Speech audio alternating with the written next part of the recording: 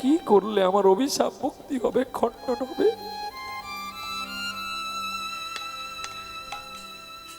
পরীক্ষিতকে সিংহী বলেছিল তোমার অভিসম্পাদ খণ্ডন হবে কিসে জানো? একমাত্র কৃষ্ণ নামে। নিতাই গৌর হরি বল, হরি বল, হরি বল। একমাত্র হরি নামেই তোমার পাপ খণ্ডন হবে। যদি তুমি কোন শুদ্ধ বৈষ্ণব, যদি তুমি কোন অযাচিত বৈষ্ণবের বদনে হরি কথা কৃষ্ণ কথা আস্বাদন করো, তাতেই তোমার এই তক্ষক দংশন থেকে তুমি মুক্তি পাবে। পরীক্ষিত গিয়েছিলেন একজন মহান ব্যক্তির কাছে,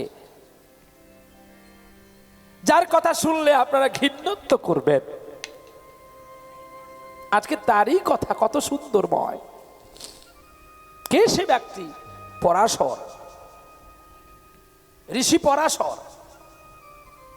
রৌদ্রু বেলায় পারাপার করছে নদীটা, আর নদীটা পারাপার করতে গিয়ে এক অবলা, এক কুৎসিত কালো কন্যা তাকে পার করাচ্ছে। আর সে কালো কন্যাকে দেখে ঋষি পরাশরের কামের আগুন জ্বলে উঠল। আর ঋষি পরাশর তখনই ওই ছেলে মেয়েটাকে বলছে, কালো মেয়ে, তোর কালো অঙ্গটা আমি গৌর করে দেব, ফর্সা করে দেব। তোর মাছের গন্ধ গাটা আমি পদ্ম গন্ধ করে দেব, যদি তুই একবার আমাকে তোর দেহটা আলিঙ্গন করিস। বলছে, আমি আইবুড়ো, আমি যদি তোমাকে আলিঙ্গন করি, পৃথিবীতে সন্তানটা আসবে এটা কুসন্তান হবে। বলছে, আমাকে আলিঙ্গন করলে যে সন্তান আসবে পৃথিবীর 10-1 হবে। আমি তোমাকে কথা দিলাম, তুমি তবুও সতী থাকবে, চলো। বলে, দিনের বেলা আমি তোমায় কেমন আলিঙ্গন দেবো না, ওই দ্বীপটার মধ্যে নৌকোটা নাগাও।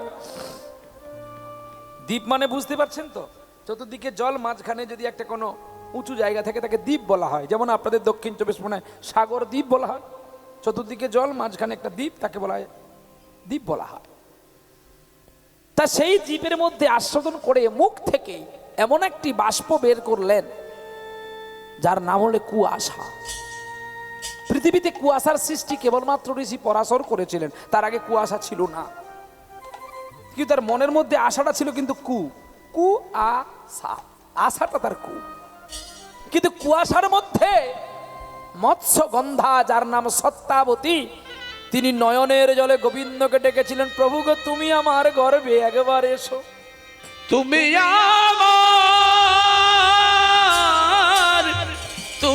আমার গর্ভে একবার এসো। ঋষি পরাশর আলিঙ্গন দিল আর নয়নটা বন্ধ করে কৃষ্ণকে ডেকেছিল মৎস্যগন্ধা। তাই স্বয়ং দৈপায়ন শ্রীকৃষ্ণ বেদব্যাস রূপে জন্ম নিল।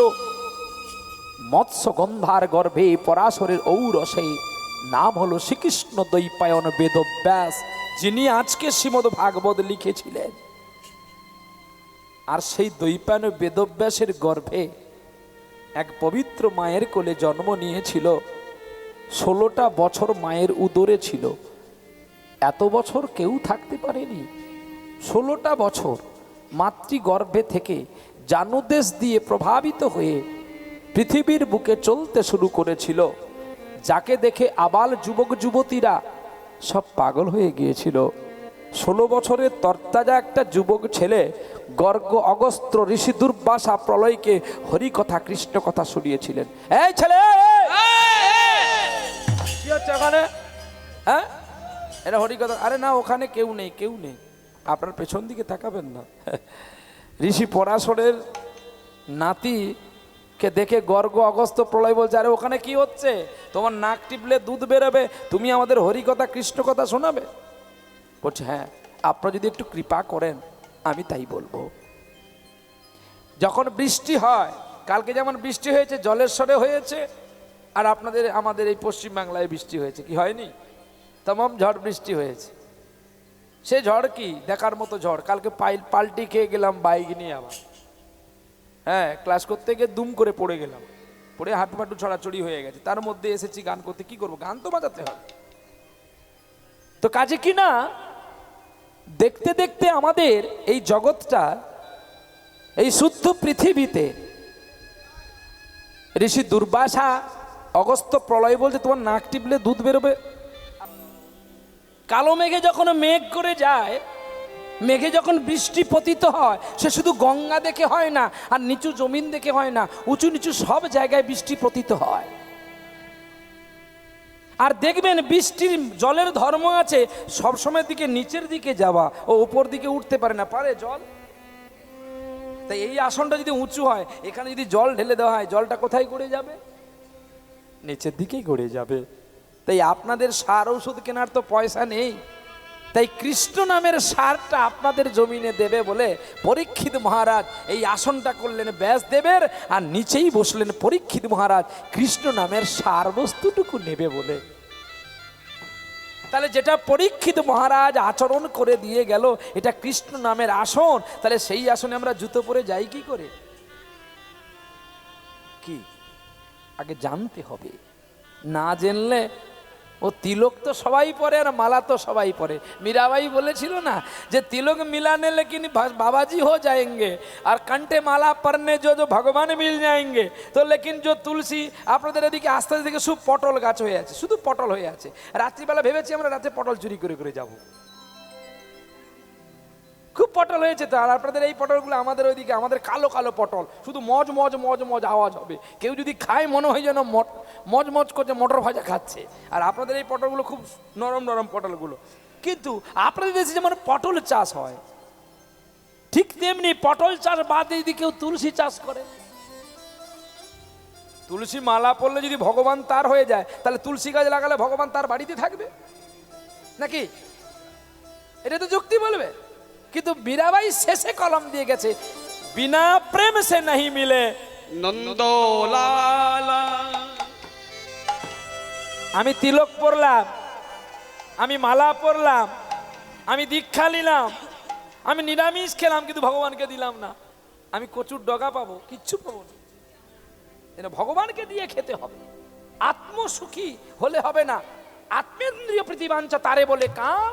আরে কৃষ্ণেন্দ্রিয় প্রীতি বাঞ্ছা ধরে প্রেম না।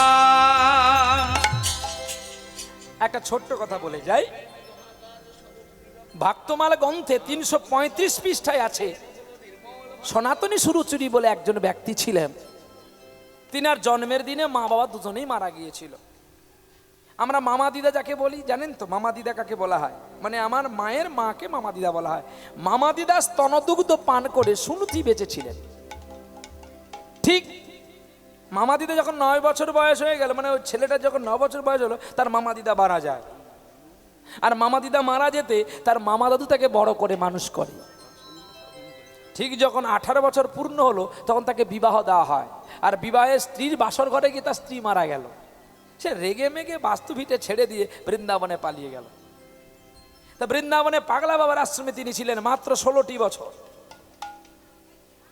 তো সেই 16 বছর থাকার পরে সে বেটাকে একদিন স্বপ্ন হলো যে তুই এখান থেকে পালিয়ে যা, এখানে তো থাকার যোগ্য নয়। সে সারা গায়ে ধুলোবালি মাখে বলে কৃষ্ণ তাকে ঘৃণা করে স্বপ্ন দেখিয়েছিল। তো তিনি তাকে বলেছিল, তুমি ঘৃণা করলে আমার দুঃখ কিসে? আমার মদন মোহন তো ঘৃণা করে না। যার বৃন্দাবন, সে যদি আমাকে বলে বৃন্দাবন থেকে চলে যেতে, আমি চলে যাব। ভগবান হেরে গেলেন। আর রাধারানী নিজে বাঁকে করে তার অভাব দূর করবার জন্য শাকসবজি নিয়ে চলেছে। এই অপরূপ কাহিনী। একদিন শেষের দিনে ভগবান যখন তাকে সোনা দানা মণিমুক্তা দিতে আসলো, সেই ভক্ত সুনীতি কেঁদে কেঁদে বলেছিল, গোবিন্দ আমার তো যাওয়ার সময় হয়ে গেছে। 7টা দিনের ব্যবধানে যাওয়া পাওয়া মাত্র 2টি দিন, আর চাওয়া মাত্র 5টি দিন। এই তো যাওয়া আসা 2টি দিন, আর তোমার কাছে চাওয়া মাত্র 5টা দিন। তার মধ্যেই 5টা দিন ফুরিয়ে গেলে আমি তো পর হয়ে যাব, আমাকে আর কেউ মনে রাখবে না। দেওয়ালে টাঙা থাকবে একটা চিত্রপট হয়ে, আবার চিত্রপটটা যখন দড়ি কেটে পড়ে যাবে, তখন বাড়ির সকলে বলে আস্তে আস্তে কাঁচে হাত লাগাস না, হাতটা কেটে যাবে, দূরে ছবিটা কোথাও ফেলে দিয়ে আয়। আর ছবিটা আবজা হয়ে যাবে, আমার গুরুত্বটা শেষ হয়ে যাবে। ঠিক তেমনি এই জীবন সংসার একটা মরুভূমি মরীচিকা। গাছটা যখন বড় থাকে সবাই গাছের ছায়াটাকে ভালোবাসে, গাছটা যখন মরে যায় তার চেষ্টা কেউ করে না গাছটা কেন মরে গেল, এটা চিন্তা কেউ করে না। এটা সেই সংসার, সংসারে সাগর রূপেণ বিনি রূপেণ মানবা জঞ্জালে জাল রূপেণ কাল রূপেণ ধীবরা। তাই পরীক্ষিত যে চিন্তন করলেন আসনটাকে, আপনার সেই আসনে বসেছেন গর্গমুনি, অগস্ত্য, ঋষি দুর্বাসা, প্রলয়, আরো কত মুনি বসেছেন 60,000 মুনির সঙ্গে। এই দিনীর কাঙাল প্রহ্লাদ রূপী সুখদেব বলবে কিছু হরি কথা, অনেক ভুল ত্রুটি হবে, আপনার নিজ গুণে একবার ক্ষমা করবেন। চলো আজকে আমার গৌর সুন্দর খেলা খেলছে, সুরধনির তীরে আমার শ্রী গৌরা কি সদ ও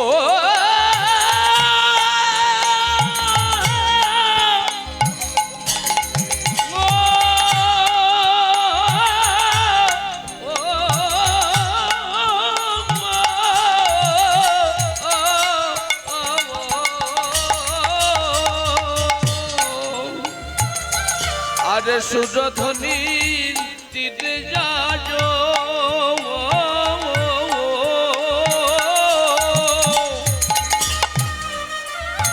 আজু আমার গৌরা কি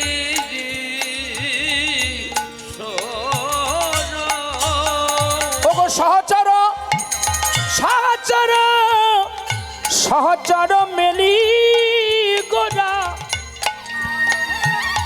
ওগোরাই আনন্দে বিভোর গো আনন্দে বিভোর। আরে সহচর মেলি গোরা সহচর মেলি গোরা আমার আনন্দে বিভোর।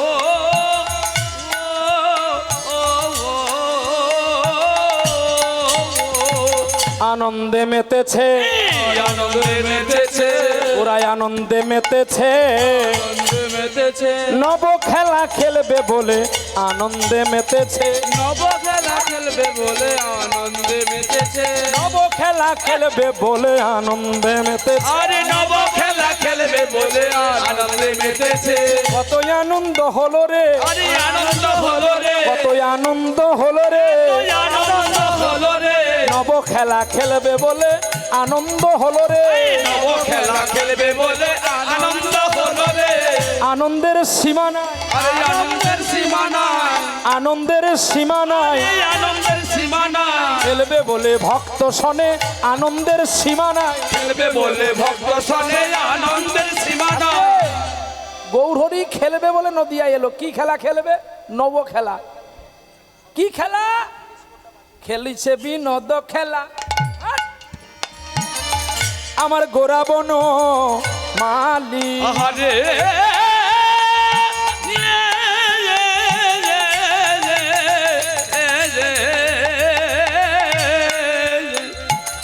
আরে খেল যে বিনোদ খেলা আমার গোরাবন মালি। আমার পুলিন পুলিন পুলিন বিহার করে, পুলিন বিহার করে গোরা আমার গোরাবন মালি।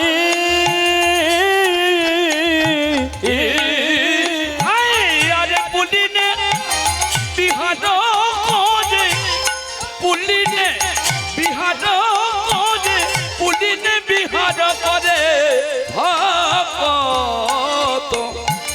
আমার ভগত মান ডলি।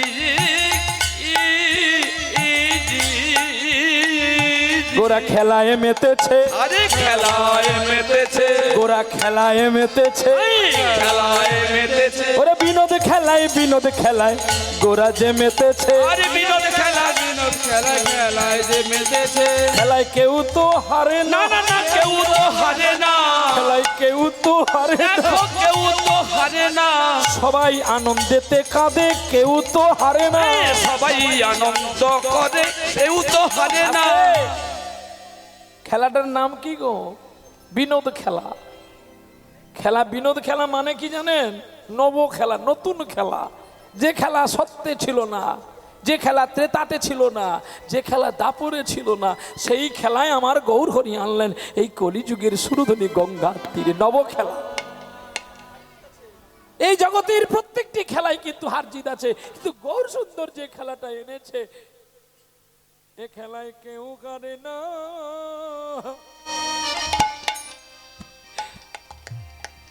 এ খেলায় সবাই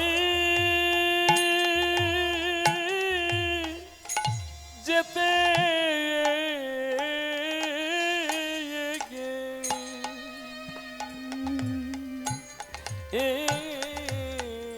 দেখো দেখো কেউ হারে না,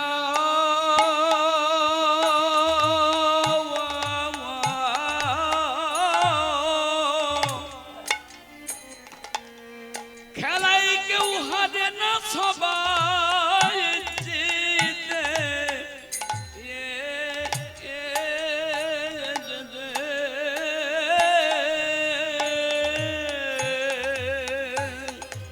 এ খেলার রেমেডি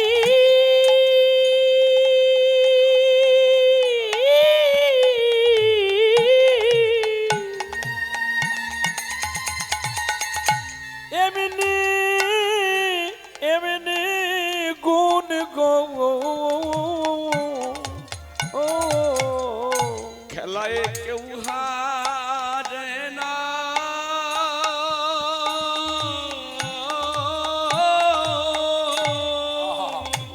আরে বাপ, খেলায় কেউ হারে না, সবাই জিতে।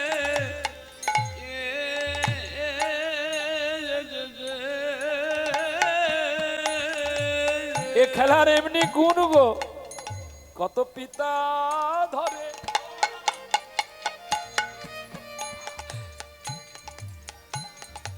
ও গো পুত্রের চরণ।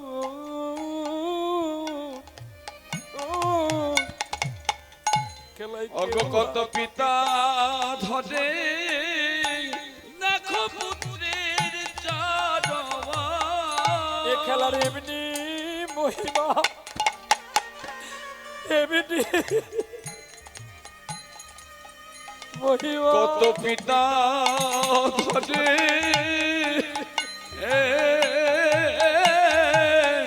দেখো পুত্রের চরণ। এ খেলায় আগে মোরা কবু দেখি নাই। কত পিতা ধরে, আরে পুত্রের চরণ। একবার বদন ভরে নামে কে বলো। কত পিতা ধরে, পুত্রের ওর চরণ। বদন ভরে একবার নামে কে বলো। কত পিতা ধরে, পুত্রের চরণ। হরি হয় আমাদের জীবনে পথের সম্বল। কত পিতা ধরে, পুত্রের চরণ। ওর বদন ভরে নামে কে বলো। কত পিতা ধরে, পুত্রের চরণ। ওরে আর হবে না ভাই রে, আর হবে না। কত পিতা ধরে, পুত্রের চরণ। ওর মানব জনমে বড় দুর্লভ জনম। কত পিতা ধরে, পুত্রের চরণ। বলো জয় রাধে শ্রী রাধে বলে।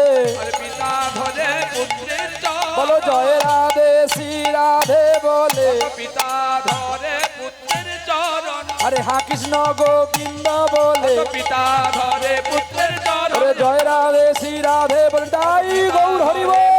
চরণ জয় রাধে শ্রী উলুধ্বনি। রাধে। কত পিতা ধরে, ওরা এ রাধে রাধে রাধে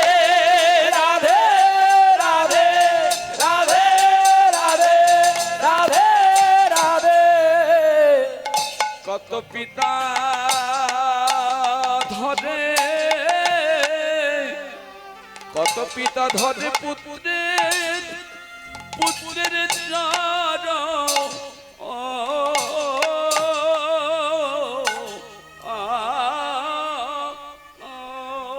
সুরধ্বনি তীরে আমার গৌর কিশোর, সহচর মেলি গোড়ায় আনন্দে বিভোর। খেলায় বিনোদ খেলা গোরা বনমালী, আহা পুলিন বিহার করে ভকত মণ্ডলী।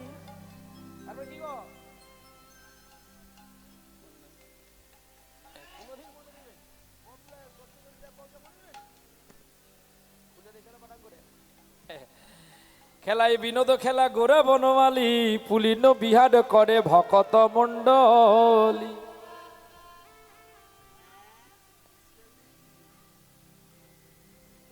সুরে থাকো, বেসুরে নয়। সুরে সা বলো, বেসুরে আমি বাবু নেব না। আমার বাবু দরকার নেই, আমার শালাটা দরকার। শালা রামকৃষ্ণ বলেছিল গিরিশকে শালা। তোর বকলমাটা আমাকে দে, তোর সারেগামাটা আমার দরকার নেই। সুরে শালা বললে লোকে মানবে, বেসুরে বাবু বললে রাজা বললে মানবে না। আমরা প্রারম্ভে ভগবান শ্রীকৃষ্ণের উত্তর গোষ্ঠের একটি গৌরচন্দ্রিকার পদাবলী দিয়ে আমরা লীলা শুরু করেছিলাম। তো যিনারা আমাকে আহ্বান করেছেন এত কষ্ট করে, তিনারা বলেছে আজকে বিবেক মনুষ্যত্বের কথা শুনবে।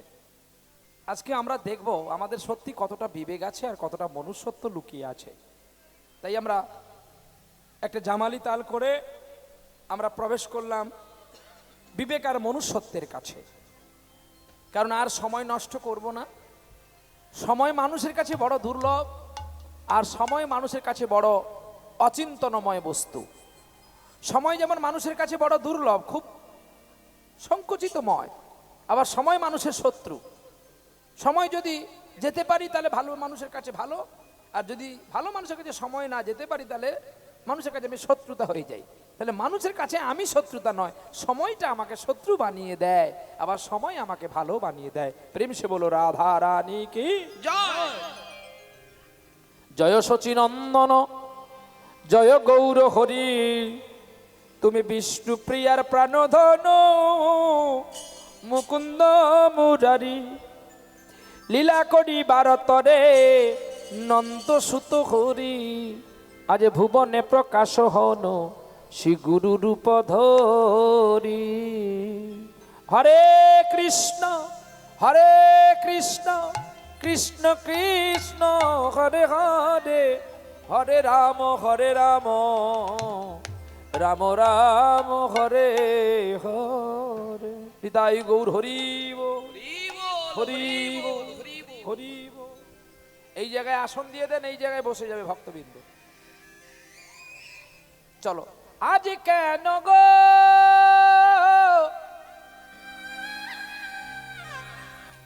এই ফুলের বনে জাগল সিংহর, জাগল সিংহর। আজ কেন গো ফুলের বনে জাগল শিহরণ, জাগল শিহরণ। ভাঙল কেন স্বপ্ন আমার, আমি পেলাম কাহার দর্শন। জাগলো শিহরণ, আজ কেন গো ফুলের বনে জাগলো শিহরণ, জাগলো শিহরণ। কে যেন গো মন যমুনায় কদম্ব তলায় উথল করা যেন রাধা নামে বাঁশরি বাজায়। কে যেন গো মন যমুনায় কদম্ব তলায় উথল করা রাধা নামের বাঁশরি বাজায়। বাঁশরি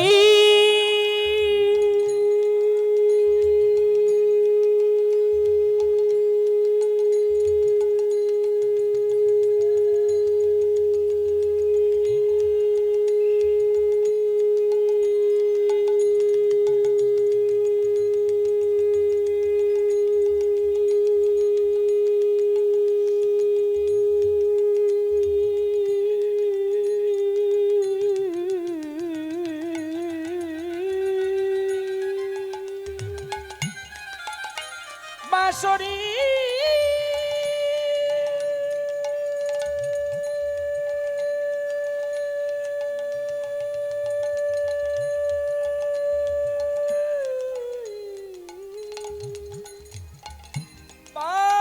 বাঁশরিয়া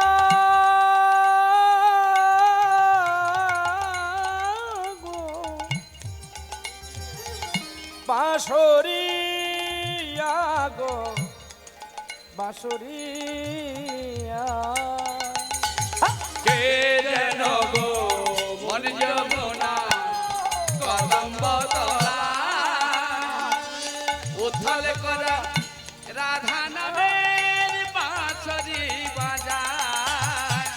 আগমনী গান গাইছে পাখি আরে আগমনী গান গাইছে পাখি, আগমনী গান গাইছে পাখি এই তো সেই বৃন্দাবন জাগলো শিহরণ, আজ যেন গো ফুলের দোলে তাই গৌর হরিব জাগলো শিহরণ, জাগলো শিহরণ, জাগলো শিহরণ।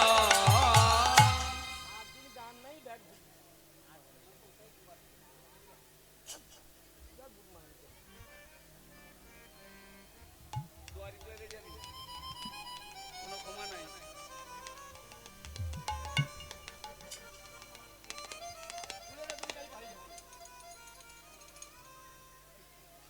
আমি মরলে তুমি যাবে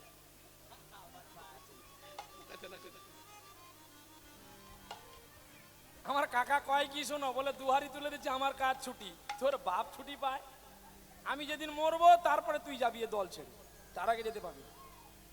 প্রেম সে বলো রাধা রানী কি জয়। তাহলে আজকে আমরা প্রবেশ করলাম সবাই মিলে একটু হাত জোড়ো করুন আমি বৃন্দাবনের ধ্যানটি করে বৃন্দাবনে প্রবেশ করব। তা না হলে তো যে কোনো লীলা আমাদের শুনে অবাঞ্ছনীয় হবে কারণ আমি শ্লোকটা বলেই প্রবেশ করে যাব আপনারা সকলে একটু করজোড়ো করুন আর চোখটি বন্ধ করুন বৃন্দাবনময়ং ধাম যমুনায়া পদস্কিনম শুদ্ধ স্ফটিত সংস্থাপনার্থায় কল্প বৃক্ষ সুশোভিতম নানাবর্ণেনাঙ্গি কুসুমানাম রেণুভি পরিপূর্ণিতাম ধিয়াদ বৃন্দাবনে রম্বং গোবিন্দ স্থানব্যয়ব্যম হরে কৃষ্ণ কৃষ্ণ কৃষ্ণ হরে হরে হরে রাম রাম রাম হরে দুটি বাহু তুলে বলো নিতাই চাঁদ কি গৌর চাঁদ কি শচী দেবী কি জগন্নাথ মিশ্র কি বিদায় গৌর প্রেমানন্দে হরি বল হরি বল হরি বল। না চাইতে যদি পাওয়া যায় না চাইতে যদি পাওয়া যায় তাহলে আসি আমরা সেই লীলায় প্রবেশ করে গেলাম আমরা উত্তরপ্রদেশ মধ্যপ্রদেশের মাঝখানে একটি দেশ শিপ্রা নদীর কূলে অবন্তী নগরে ছিল এক ছোট্ট কনিষ্ঠ ব্রাহ্মণের বাড়ি নাম ছিল তার বিবেক অবন্তী নগরে কৃষ্ণবীণা নদীর কাছে একটি গ্রাম সেই গ্রামে বসতি করেছিলেন একটি ছেলে তার নাম ছিল বিবেক আর অবন্তী গ্রামের শেষ প্রান্তে আর একটা ছেলের বাড়ি ছিল তার নাম মনুষ্যত্ব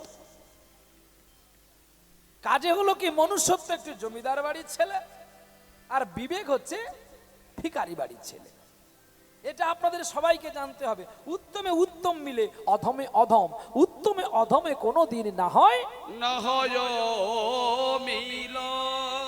কি গো মা তোমরা তো রান্না করো জলে তেলে কোনোদিন মেশে কোনোদিন মেশে কি কোনোদিন মেশে না তেল তার তেলের জায়গায় আর জল তার জলের জায়গায় আর মশলাপাতি সবজি একসঙ্গে মাখামাখি হয়ে থাকে নাকি ভুল বললাম জল আর তেল মিশে কোনোদিন তেল তার উপরে চলে যায় আর জল তার নিচে পড়ে থাকে ঠিক তেমনি বিবেকের বাড়িতে যখন তার মা বাবা আত্মীয় স্বজন সবাই চলে গেল ছেড়ে তাকে বিবেক বড় একা হয়ে গেল বিবেক চিন্তা করলো এই জগতে থাকার চেয়ে শুনেছি নাকি বৃন্দাবনে ভগবানের অনেক জায়গা আর রাধারানী বিচ্ছুলিত মান তিনি সদা সর্বদা বিরাজিত করে থাকে তার সংসারে কেউ অভুক্ত থাকে না আমি তার চেয়ে বৃন্দাবনেই পালিয়ে যাই বিবেক ছোট্ট ছেলে 9 বছর বয়স, বিবেক চিন্তা করে বাড়ি ঘর ছেড়ে দিয়ে সন্ন্যাস যাত্রা করে নিলেন বৃন্দাবনের পথে।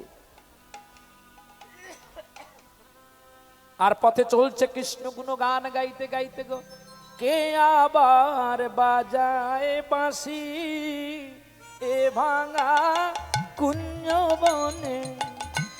কে আবার বাজায় বাঁশি এ ভাঙা কুঞ্জ বনে।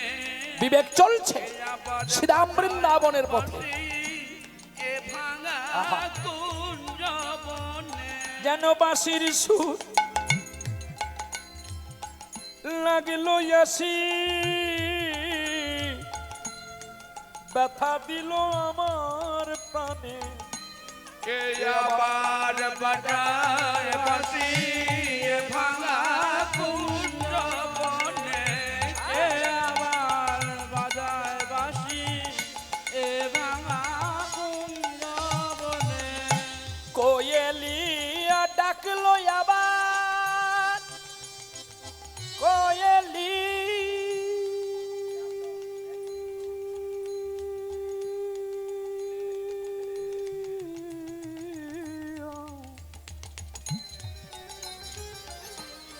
কোয়েলিয়া গো, কোয়েলিয়া কোয়েলিয়া ডাকলো আবার, ঈদে যমুনায় লাগলো জোয়ার। কে তুমি, কে তুই আনিলে জল, আরে কেন ভরালে ওর দুনয়নে। কে কে আবার বাজায় বাঁশি এ ভাঙা কুঞ্জ বনে। কে আবার বাজায় বাঁশি এ ভাঙা কুঞ্জ বনে। ওরে আজি মোর শূন্য ডালা,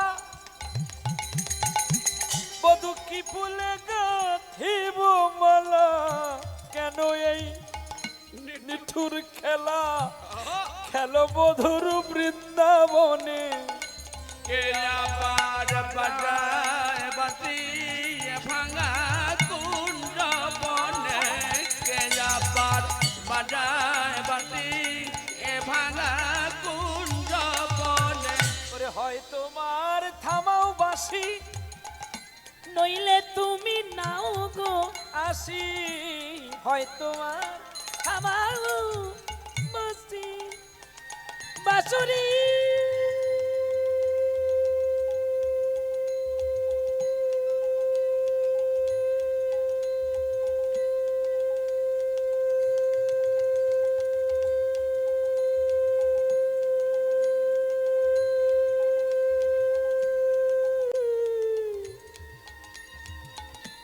বাঁশরিয়া গো, বাঁশরিয়া বাঁশরিয়া বাঁশরিয়া গো, হয় তোমার থামাও বাঁশি, নইলে তুমি নাও গো আসি।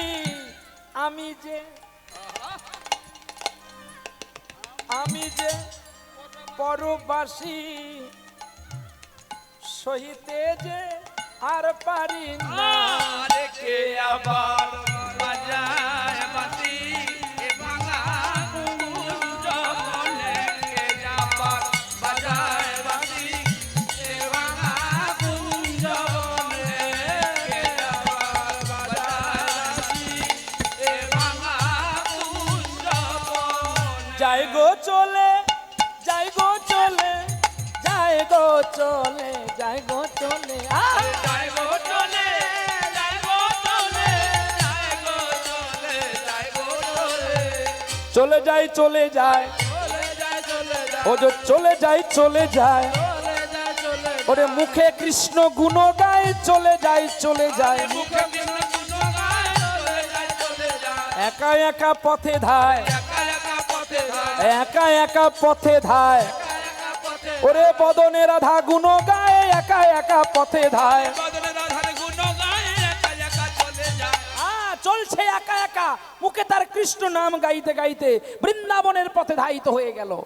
আর এদিকে ওই গ্রামের শেষ প্রান্তে যে মনুষ্যত্বের মার বাবা, ছোট্ট ছেলে তো একটু বড় হয়েছে, একটু বিচলিত কাজ করে, একটু বকাশোনা করে, একটু মা বাবার কথা শোনে না বলে মা বাবা দুজনে বলেছে তুই বাড়ি থেকে দূর হয়ে যা তো, তোর মুখ দেখবো না। যেই বলেছে অমনি তার বিবেকে লেগেছে। কার কার বিবেকে লেগেছে বলুন? কার? ওমা কার গো? মনুষ্যত্বে। এগুলো জানতে হবে, মনে রাখতে হবে, তবেই তো লীলা শোনা হবে। মনুষ্যত্বের বিবেকে লাগলো, আর মনুষ্যত্বে যে বিবেকে লেগেছে ও তখন বলছে আমিও আর বাড়ি থাকবো না। মনুষ্যত্ব কিন্তু একা বাপের ছেলে, আর বিবেকে একা বাপের ছেলে। দুঃখের বিষয় এটাই যে বিবেকের কিছু নেই আর মনুষ্যত্বের অনেক কিছু আছে। তো এখন মনুষ্যত্ব রেগে মেগে বাড়ি ছেড়ে পালিয়ে গেল, কিন্তু কোথায় যে যাবে সে নিজেই জানে না আমি কোথায় যাব। আর বিবেক কিন্তু তার বৃন্দাবনে যাবে বলে তার মনে পরিকল্পনা করে চলতে চলতে রাত্রি হয়ে গেছে। এক বৃক্ষ তলায় বসে বসে কৃষ্ণ গুণ গান গাইছে গো দয়াল ঠাকুর, বলে দাও মরে ও পারের ওই ঠিকানা, ও পারের ওই ঠিকানা। দয়াল ঠাকুর বলে দাও মোরে ওপারের ওই ঠিকানা গদায়া, ওপারের ওই ঠিকানা। দয়াল ঠাকুর বলে দাও মোরে ওপারের ওই ঠিকানা, ওপারের ওই ঠিকানা। সেই পথ ধরে চলে যাব আমি, থাকিবে না গো জানা। ওপারের ওই ঠিকানা গদায়া, ওপারের ওই ঠিকানা। দয়াল ঠাকুর বলে দাও মোরে ওপারের ওই ঠিকানা গদায়া, ওপারের ওই ঠিকানা। যে বাবার কথা শোনে তার কথা ভাগবতে লেখা থাকে, যে বাবার কথা মানে তার জগতের মানুষ সম্মান জানায়। কে করেছিল? তোমার চেয়ে আরো ছোট্ট ছিল ছেলেটা, যার নাম বিষকেতু। মা বাবা মানত করেছিল অতিথি সেবা দেবে। ছেলেটা নিজে ইচ্ছাই বলছে মা তুমি আমাকে বটি দিয়ে আমার গলাটা কেটে আমার মাংসটাকে টুকরো টুকরো করে গোবিন্দ সেবা দাও।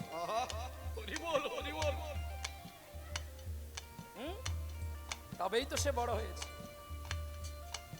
শুধু ঘুমিয়ে থাকলে হবে?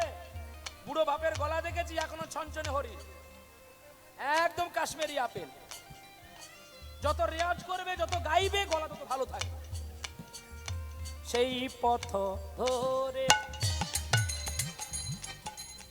চলে যাব আমি, থাকিবে না গো অজানা। ওপারের ওই ঠিকানা, ওপারের ওই ঠিকানা। দয়াল ঠাকুর বলে দাও মোরে ওপারের ওই ঠিকানা গদায়া, ওপারের ওই ঠিকানা। তুমি যে আমার জীবনের আলো, তোমায় ছাড়া আমার নাই লাগে ভালো। তুমি যে আমার জীবনের আলো, তোমায় ছাড়া আমার নাহি লাগে ভালো।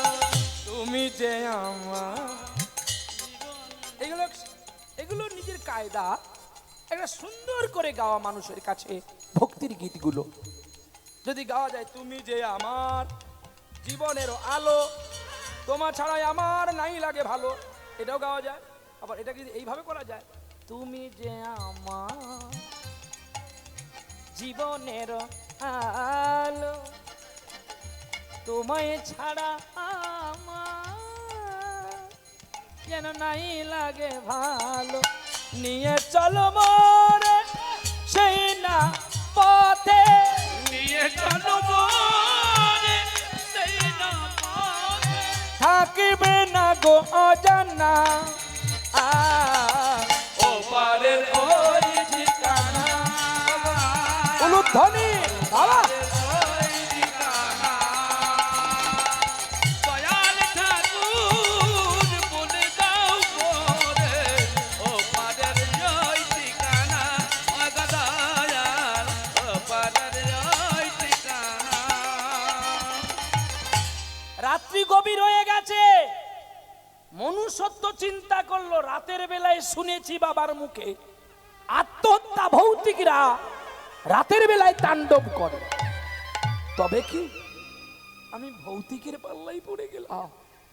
কিন্তু ভৌতিক তো কখনো কৃষ্ণ নাম গায় না।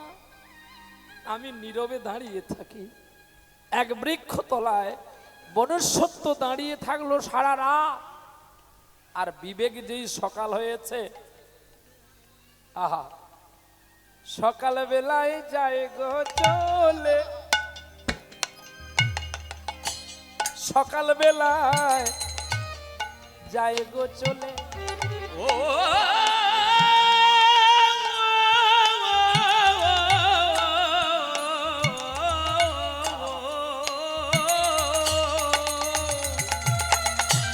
আরে সকাল বেলায় যাই গো চলে,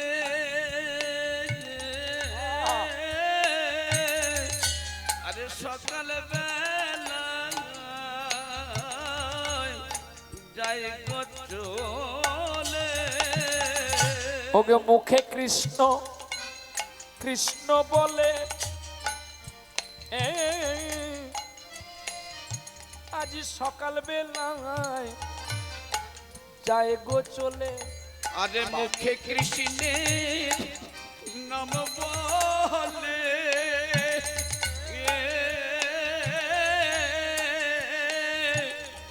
দেখো সকাল বেলা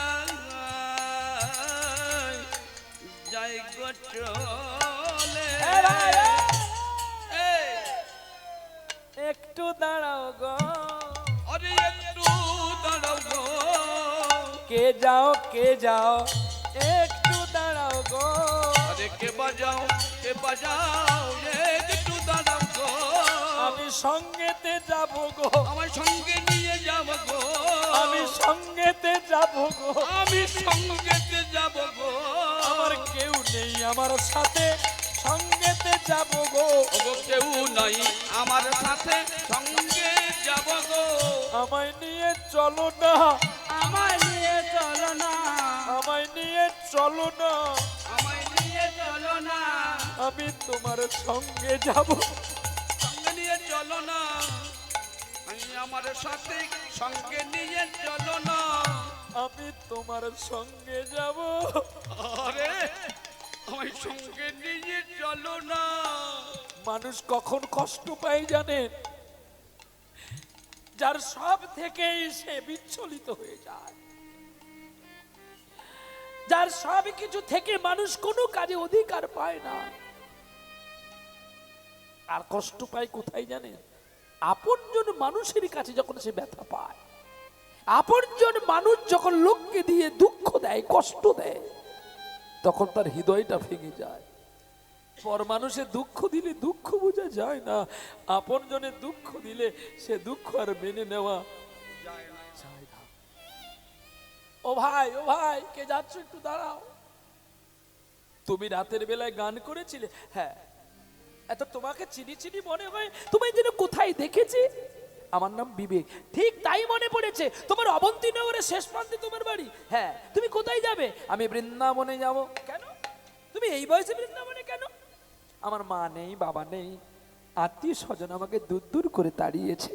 তাই আমি ভাবলাম বৃন্দাবনে তো রাধারানী অনেক জায়গা আছে, ওই বৃন্দাবনে আমি কোনো মঠ মন্দিরে কোনো কাজ করে আমার বাকি জীবনটা আমি কাটিয়ে ফেলবো। বেশ তো, ও ভাই আমিও তোমার সঙ্গে যাব। তোমার নাম মনুষ্যত্ব না? তুমি তো জমিদার বাড়ির ছেলে, তো তুমি কেন এই বয়সে তুমি বেরিয়েছো? আমার মা আমায় মেরেছে বলে তুই বাড়ি থেকে দূর হয়ে যা, তাই আমি বেরিয়ে এসেছি। আমি তোমার সঙ্গে বৃন্দাবনে চলে যাব। বিবেক মনুষ্যত্বকে বলছে,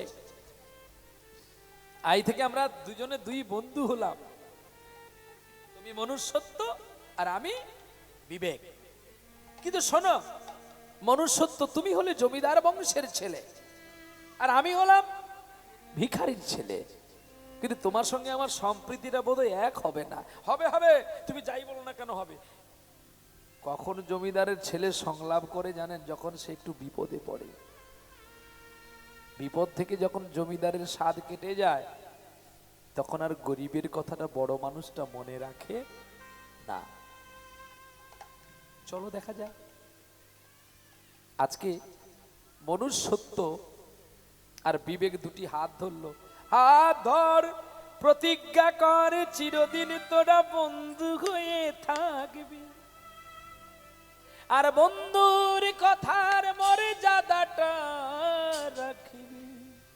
বৃক্ষতলায় হাত ধরে প্রতিশ্রুতি করলো, যেমন করে কৃষ্ণ আর সুদামা প্রতিজ্ঞা করেছিল শান্তিপন মুনির পাঠশালার কাছে, ঠিক তেমনি আজকেও মনুষ্যত্ব বিবেক দুজনে হাত ধরাধরি করে প্রতিজ্ঞা করলো আমরা কোনোদিন কেউ কাউকে ভুলবো না।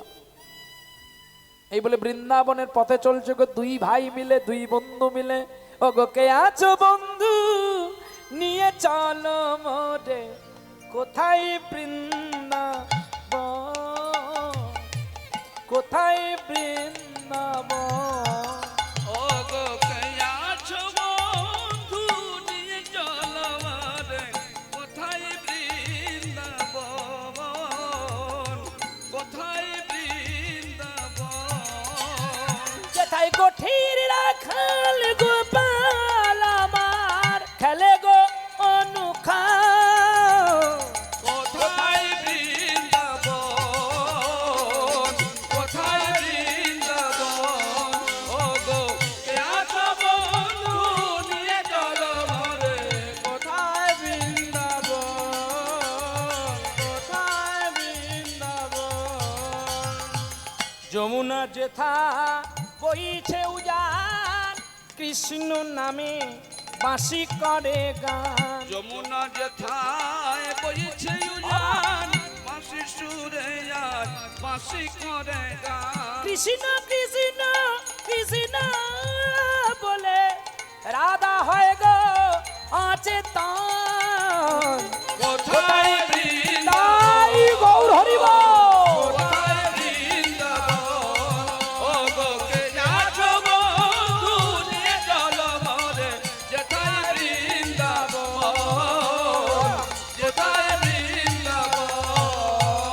বৃন্দাবনে 6 মাস পরে হাঁটতে হাঁটতে পৌঁছে গেলেন শ্রীরাম বৃন্দাবনে। বৃন্দাবনের ধুলি গায়ে মাখছে, ধুলা নয় ধুলি নয় গোপীপদ রেণু। গোপীপদ রেণু ধুলার লাগি নন্দের নন্দন বাজায় মোহন বেশ। অজয় মোহন বেণু। আমি হরি বলবো রাধা মদন মোহন হের ভোগ।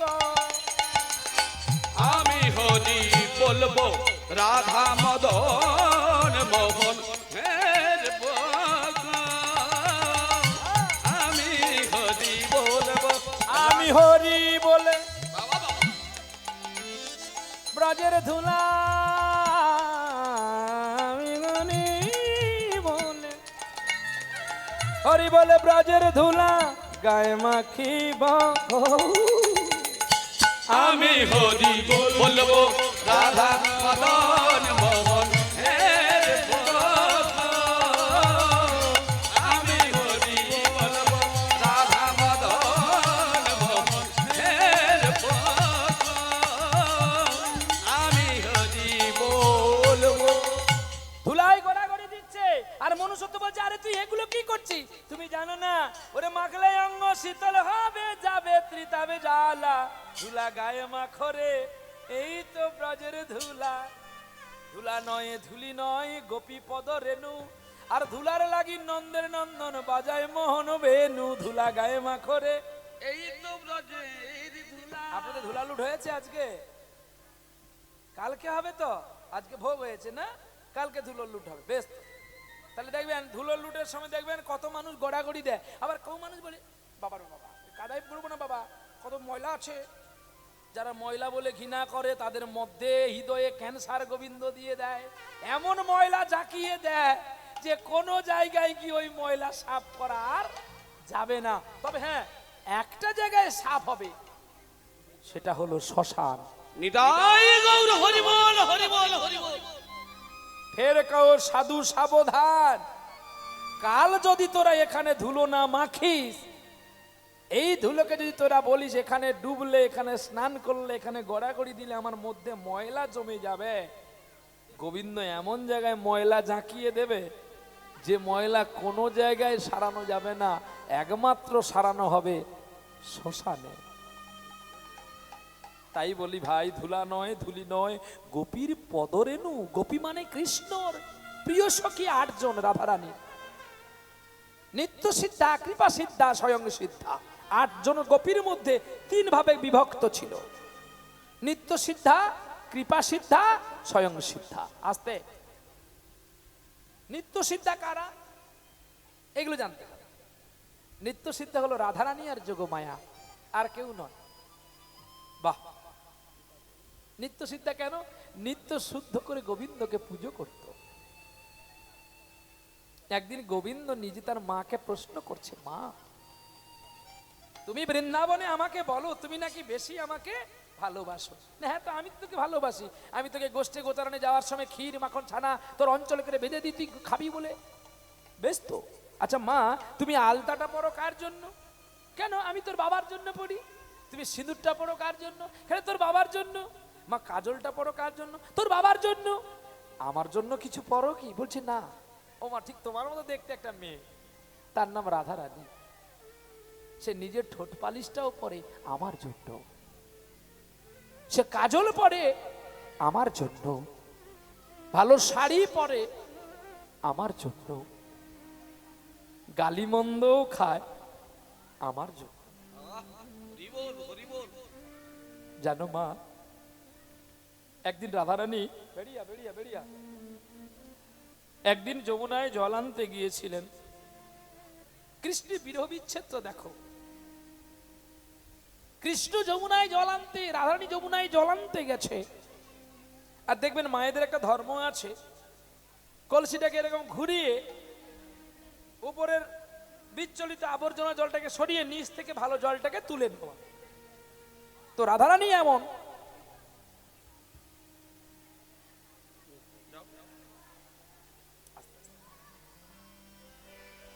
সোনার কলসিতে করে জল ভরতে গেছে রাধারানী, আর সোনার কলসি করে জল ভরছে আর ভাবছে আমি তো রাজগৃহিণী আর রাজকন্যা, আমি যে জল কলসিটাকে ঘোরাচ্ছি কেউ দেখছে নাকি একটু দেখে ফেলি। এদিক ওদিক তাকাতে গিয়ে কদমতলায় নজর চলে গেল, আর যেই কদমতলায় নজর চলে গেছে বাঁকা শ্যামা মা, আরে পাতি যারু রূপের রূপের ভাদ আহারে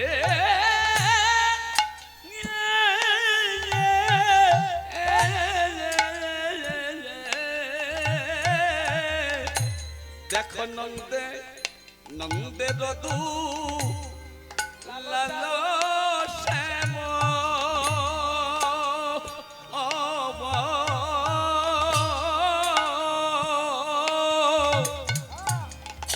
ওরে পাতি যারু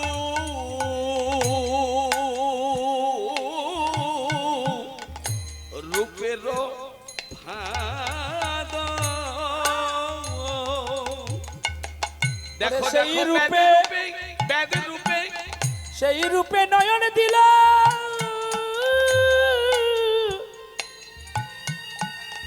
সেই রূপে নয়নে নয়নে নয়ন দিল রাধা, রাধা বিনোদিনী গো। সেই রূপে নয়ন দিল রাধা রানী। আমি এমন রূপ কভু দেখি নাই রে। না না নয়, আমি এমন রূপ তো দেখে নাই গো। ওই রূপে আমার পাগল করলো। এমন রূপ তো কভু আমি দেখি নাই গো। ওরে হৃদয় মন প্রাণ সপে দিল, আরে এমন রূপ তো কোনদিন দেখি নাই গো। কৃষ্ণের দিকে তাকাতে গিয়ে এই মন প্রাণ সপে দিল গো। আর সোনার কলসি গেল রে ভাসি, আর ধ্যানে নাই কলসির দিকে। আরে সোনা কলসি যাই দেখো ভাসি, আরে ভুরুক্ষেপ নাই কলসির দিকে। কৃষ্ণ প্রেমে পাগল রাধা, দেখো দেখো কৃষ্ণ প্রেমের এমনি রীতি। ওগো কৃষ্ণ প্রেমের এমনি রীতি। ওগো ভাসায় দেয় কুল কলসি। আরে কৃষ্ণ প্রেমের এই তো রীতি। আরে ভুলায় দেয় দেখো আত্মস্মৃতি। আরে কৃষ্ণ প্রেমের এমনি রীতি। ওগো ভাসায় দেয় তার কুল কলসি। আরে কৃষ্ণ প্রেমের এমনি রীতি। আরে সপে দিল তাই সপে দিল রে। আরে সপে দিল আরে আমার বলতে কিছু না রহিল রে। সবে সপে দিল রে। আরে দেহ মন প্রাণ জীবন যৌবন সপে দিল। আরে জীবন যৌবন জাতি কুলমান সপে দিল। আধে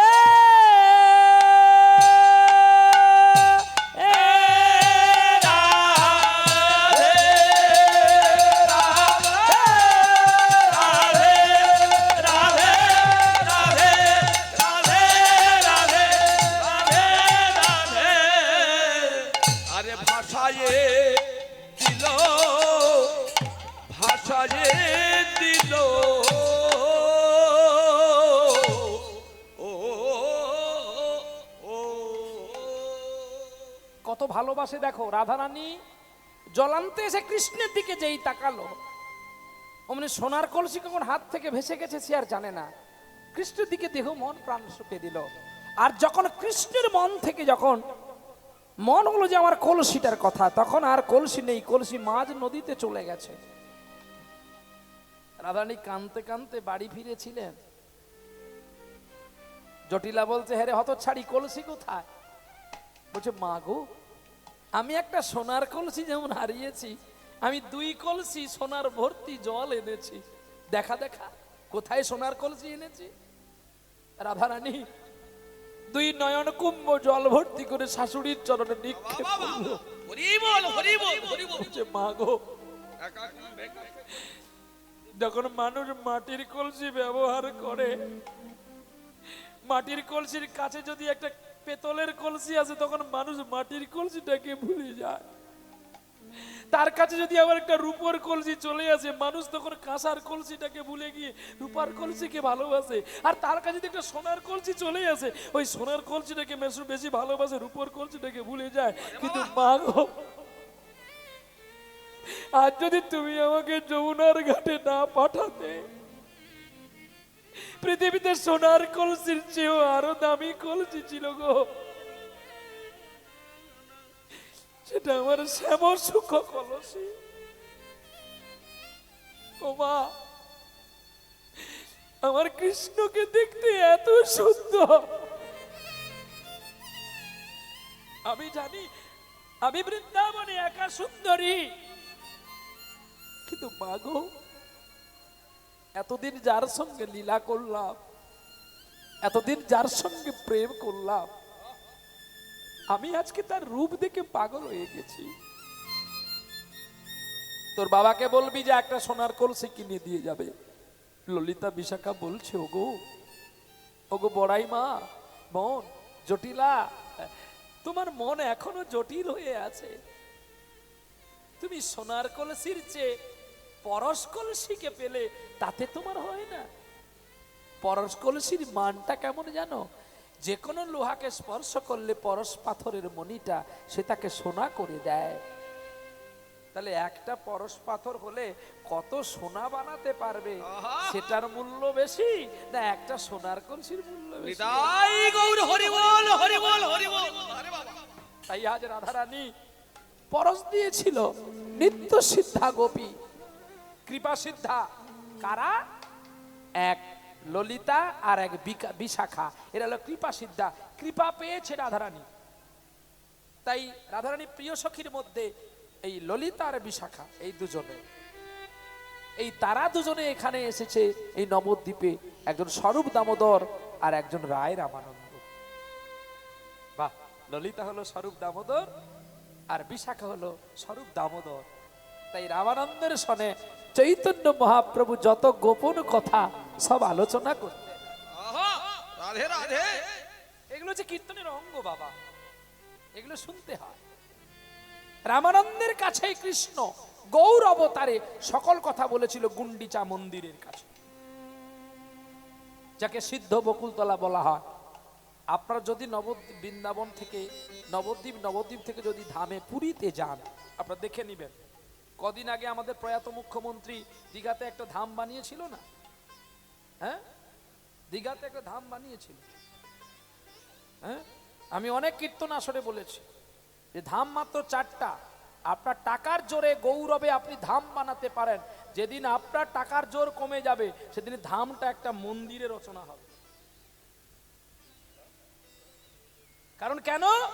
আমি গ্রন্থ পড়ে শিখেছি, আমি গুরুর কাছে লাথিকে শিখেছি, আমি এমনি শুনে শুনে শিখি না। ধাম তো 4টা, বদ্রীনাথ, দ্বারকাদেশ, রামেশ্বরম আর পুরী। আপনার টাকা থাকতে পারে, আপনি পুরীর মতো মন্দির বানাতে পারেন যেখানে খুশি, কিন্তু ধাম হবে না। ধামের অলৌকিক ক্ষমতা থাকবে। এই তো কদিন আগে পুরীর পান্ডা, আদি পান্ডা, তিনি মানে আমাদের উড়িষ্যার মুখ্যমন্ত্রীকে নিয়ে এসে, আমাদের মুখ্যমন্ত্রীকে নিয়ে গিয়ে সভা করে এই ধামটা বিচ্ছলিত থেকে কেটে দিয়ে মন্দির করে দিয়ে গেছে। আপনারা দেখতে পাবেন দীঘায় গেলে, আর ধাম বলে কোনো ফেস্টনে লেখা নেই, জগন্নাথ মন্দির। আহা, মন্দিরকে ধাম করতে যেও না গো। আমাদের গৌর সুন্দর জন্ম হলো নবদ্বীপে, সেটাও ধাম হলো না, তীর্থ হলো। বৃন্দাবনে গোবিন্দ এত লীলা করে গেলেন, সেটাও ধাম হলো না, লীলাক্ষেত্র হলো। তাহলে ধাম তো 4টা। যে ধামে বিচলিত ভগবান সদা জাগ্রতমান, আজও পুরীতে জগন্নাথ জাগ্রতমান। না হলে আপনি এতটুকু কুঁড়ির প্রসাদটা কই বলে দিবেন তো যে এইটুকু প্রসাদ এনেছিস, আর আনলি না? তাহলে আপনি খেয়ে পরীক্ষা করে দেখবেন ওই পাঁড়টাকে সেরে দিতে পারেন কিনা। পারবেন? আজ জগন্নাথ ধামের প্রমাণ আছে, ধ্বজা যখনই পরিবর্তন করা হয় বাতাসের বিপরীত দিকে ধ্বজা উড়ে দাঁড়িয়ে যায়, তারপরে পরে সে তার গতিমান পথে যায়। আজও পর্যন্ত জগন্নাথের মন্দিরের উপর দিয়ে কোনো পক্ষী কিংবা কোনো প্লেন যাতায়াত করতে পারে না। আজও জগন্নাথের প্রসাদ 365 দিন স্বাদ একইভাবে থাকে। কিন্তু আপনারা তো রান্না করেন মা, বাড়িতে একরূপ রান্না প্রতিদিন হয়। হ্যাঁ, সেই পোস্ত দেওয়া হচ্ছে, সেই জিরে দেওয়া হচ্ছে, সব মশলা দেওয়া হচ্ছে, কিন্তু প্রতিদিন এক রান্না হবে মা? হবে না। কিন্তু স্বয়ং লক্ষ্মী যে নিজে রান্না করেন, তাই আজও পর্যন্ত পুরী জগন্নাথের প্রসাদ, মহাপ্রসাদ একভাবে থাকে। আর জানবেন প্রতিটা মন্দিরে কোনো কোনো মন্দিরে সেদ্ধ চালের ভোগ হয়। আজও জগন্নাথের ধামে কোনো দিন আতপ চাল ছাড়া সেদ্ধ চালের ভোগ হবে না, এবং কোনো মেশিনে ধান ভাঙা চলবে না। জগন্নাথ কলেরা দিয়ে সকলকে নিবৃত্তি করে দেবে। আজও পর্যন্ত ঢেঁকিতে ধান ভাঙা হয়। কালকের ধান জগন্নাথ আজকে খাবেন না, প্রতিদিন নতুন ধানের অন্ন খাবে। লক্ষ্মীর ঝোলা বলে মন্দিরটা থেকে মাত্র 13 কিলোমিটার দূরে আছে লক্ষ্মীর ঝোলা, সেখান থেকে প্রতিদিন ধান কেটে নিয়ে আসা হয়। 12টার আগে ধানকে ঝাড়ানো হয়, ঢেঁকিতে দেওয়া হয়। 4টার সময় ধান ভাঙা হয়ে গেল, আর তারপরে কুলোতে পাছড়াতে হয়, কোনো পাখায় পাছড়ানো হবে না। 1 মণ চাল প্রতিদিন, 1 মণ চালে ভোগ হবে। আর ওই 1 মণ চালই লক্ষ লক্ষ ভক্ত পাবে, তাতেও শেষ হয় না। এগুলো ধামের পক্ষে সম্ভব। আপনি কই 1 লক্ষ এই এখানে 1 মণ চাল রান্না করে কই আপনি 10,000 লোককে খাওয়ান তো দেখি, হবে বাবা? ধামে হবে, জগন্নাথপুরীতে হবে, কারণ সেটা মা লক্ষ্মী রান্না করে। তা না হলে 7টা কুঁড়ির ওপরে ওপরের কুঁড়িটা আগে হয়ে যায়, অত যে বেশি আগুন পায় সে লাস্টে হয়ে যায়। এটা অপ্রাকৃতিক নয়। এই কদিন আগেই আমি ডাক্তার চেক আপ করাতে গিয়ে আমরা সবাই মিলে গিয়েছিলাম একটু পুরীতে। তো আমার খোকাও গেল, আমিও গেলাম, সবাই দেখাশোনা করলো। আমি অসুস্থ বলে 1 লক্ষাধিক ভক্ত হয়েছে, আমার আর যাওয়া হলো না, কারণ যদি আমি পড়ে যাই তাহলে আর বাঁচবো না। তাই আমারও মৃত্যুকে একটু ভয় বলে আমি ভয়ে দাঁড়িয়ে গেলাম।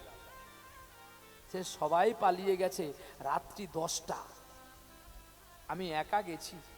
গিয়ে যখন দেখি জগন্নাথকে বস্ত্র পরানো হচ্ছে, কি সুন্দর আনন্দ মনে দর্শন করলাম। কে বলে তিনি নেই? কে বলে তিনি দেখা দেন না? আমরা যারা দেখতে পাই না, আমরা শুধু ভগবানকে দায়ী করি তুমি টাকার ভগবান। না, রাজা প্রতাপ রুদ্র ভগবানের সঙ্গে দেখা করবার জন্য 12টা বছর পুরীতে ঝাড়ুদারগিরি করেছিলেন। 12 বছর। তাহলে রাজা প্রতাপ রুদ্র যদি 12 বছর ঝাড়ুদারি করে গোবিন্দের সঙ্গে দেখা পায় মাত্র 1 মুহূর্ত, আমরা কি প্রতাপ রুদ্রের চেয়ে বড় ভক্ত যে আমরা যাওয়া মাত্রকে ভগবানকে পেয়ে যাব? এ কি চন্দ্রমুখী আলু যে যাওয়া মাত্রকে দোকানে কিনে নিয়ে চলে আসবো? এটাই হচ্ছে ধৈর্য। আজকে বলুন আপনারা, এই হরিনাম শোনার জন্য আমার মা আর আমার বাবা এসছে ধামুয়া। এখান থেকে কত পথ? ধামুয়া প্রাইভেট কার করে ছুটেছে দক্ষিণ 24 পরগনার মধ্যে। এই ভাঙড়েই এই 28 তারিখের গান শেষ, দক্ষিণ 24 পরগনায় লীলা সমাপ্ত হয়ে গেল, আর নেই। এবারে আবার শুরু হবে শ্রাবণের 13 তারিখ থেকে। তার মানে আমাদের সিজন থাকে অম্বুবাচী পর্যন্ত। আষাঢ়ের 7 তারিখ হয়ে গেলে 1 সিজন পরিবর্তন, আবার নতুন সিজন শুরু হয়। শ্রাবণে আপনাদের সঙ্গে দেখা হবে কাকদ্বীপ হরিবাসরে, দক্ষিণ 24 পরগনা, বিকেল 4টার সময় উত্তর গোষ্ঠ আছে লীলা। আবার দেখা হবে আপনাদের সঙ্গে। এর আগে তো আর নেই। তাই ছেলেকে দেখার জন্য আমার মা আমার বাবা দুজনে এসছে ফুচকা বানিয়ে নিয়ে। যাদের ফুচকা বিক্রি করলে জীবনটা চলে, তারা প্রাইভেট কার করে এসেছে এই অধমটাকে দেখবে, তার ছেলেটাকে দেখবে। এও একটা ভালোবাসা। যাদের অনেক টাকা আছে তারা হয়তো আসে না, কিন্তু যারা গরিব, যারা দিন দরিদ্র, তারাই কেবলমাত্র তার সন্তানকে চেনে। আর মাই তো চেনে ছেলের মমতা, আর বাবাই তো জানে ছেলের ভালোবাসা। পৃথিবী বড় পুলিশ অফিসার হয়, আমি কেবলমাত্র হাইকোর্টের জজ, আমার ছেলে যেন সুপ্রিম কোর্টের জজ হয়। এই তো নীতি ভালোবাসা কেবলমাত্র বাবার কাছ থেকেই পাওয়া যায়। আর যারা বাল্যকালে বাবাকে হারায় তারা পৃথিবীর সব সুখ হারিয়ে ফেলে, আর বাল্যকালে যারা মাকে হারায়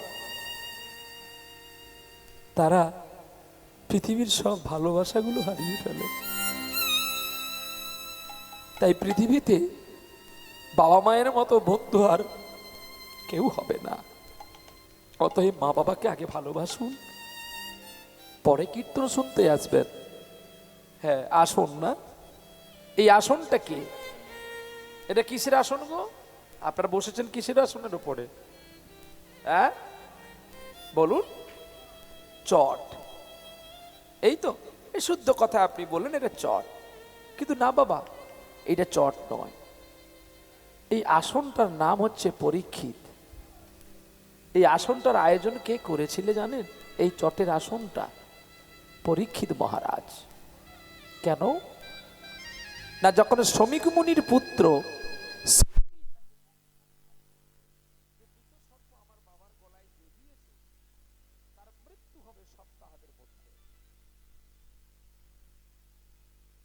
পরীক্ষিত মহারাজ শ্রমিক মুনির পুত্র সিংহীর কাছে গিয়ে বলে,